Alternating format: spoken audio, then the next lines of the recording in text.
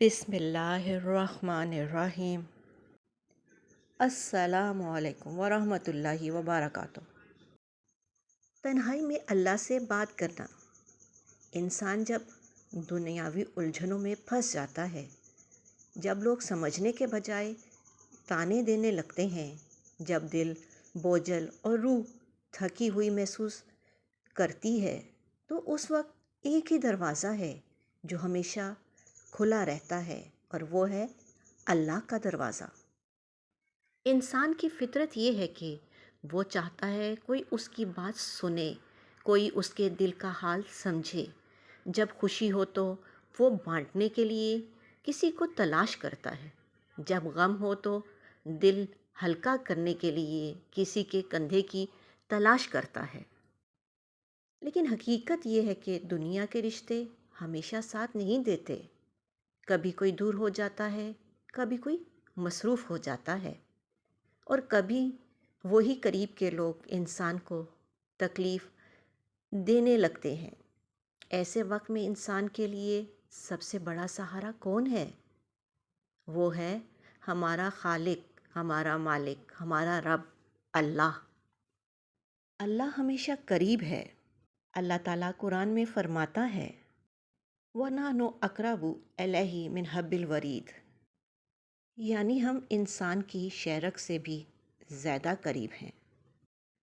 وہ رب جس نے ہمیں پیدا کیا، جو ہمارے دل کے ہر راز کو جانتا ہے، وہ کتنا قریب ہے، اور وہ کبھی ہمیں تنہا نہیں چھوڑتا۔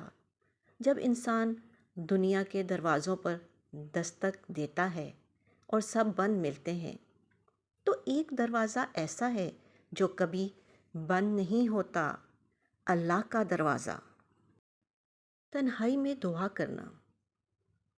کبھی رات کے سناٹے میں، کبھی دن کی تھکن میں، کبھی کسی کونے میں بیٹھ کر اللہ سے بات کرنے کی کوشش کریں۔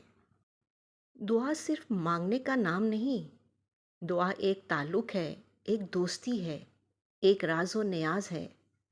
آپ اللہ سے ایسے بات کر سکتے ہیں جیسے کسی دوست سے دل کی بات کرتے ہیں۔ کبھی کبھی دل چاہتا ہے کہ کوئی ہمیں سمجھے، ہماری بات سنے، ہمیں تسلی دے، لیکن اکثر ایسا ہوتا ہے کہ کوئی نہیں ملتا۔ تب ایک چیز ہے جو سکون دیتی ہے، اور وہ ہے اللہ سے تنہائی میں بات کرنا۔ یا اللہ، میرا دل بوجھل ہے۔ یا اللہ، مجھے سمجھنے والا کوئی نہیں ملا۔ یا اللہ، میں تھک گیا ہوں، مجھے سکون عطا فرما۔ ایسی باتیں جب دل سے نکلتی ہیں تو یقین کریں دل ہلکا ہو جاتا ہے۔ تنہائی میں بات کرنا نبی کریم صلی اللہ علیہ وآلہ وسلم کی سنت بھی ہے۔ ہمارے پیارے نبی صلی اللہ علیہ وآلہ وسلم بھی اللہ سے تنہائی میں بات کیا کرتے تھے۔ رات کے پچھلے پہر اٹھ کر طویل نماز پڑھتے، سجدے میں گر جاتے اور گڑ گڑا کر دعا کرتے۔ آپ صلی اللہ علیہ وآلہ وسلم نے فرمایا، تمہارا رب ہر رات آسمان دنیا پر نزول فرماتا ہے اور پکارتا ہے، کون ہے جو مجھ سے دعا کرے تاکہ میں قبول کروں؟ کون ہے جو مجھ سے مانگے تاکہ میں اسے دوں؟ کون ہے جو مجھ سے معافی چاہے تاکہ میں اسے معاف کر دوں؟ سوچیں، وہ رب خود ہمیں آواز دیتا ہے اور ہم میں سے اکثر سوئے رہتے ہیں۔ دل کا بوجھ ہلکا ہو جاتا ہے۔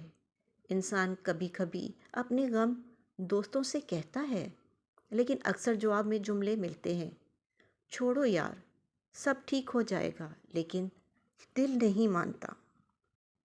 لیکن جب آپ اللہ سے بات کرتے ہیں تو دل کو یقین آتا ہے کہ ہاں، میں نے اپنی بات اس کے سپرد کی ہے جو سب کچھ کر سکتا ہے۔ اسی لیے صوفیاء اللہ کہا کرتے ہیں، جب سب دروازے بند ہو جائیں تو رب کا دروازہ کھٹکھٹاؤ، وہی ہے جو کبھی انکار نہیں کرتا۔ صبر اور سکون۔ اللہ قرآن میں فرماتا ہے، الا بذکر اللہ تطمئن القلوب، خبردار، اللہ کے ذکر ہی سے دل سکون پاتے ہیں۔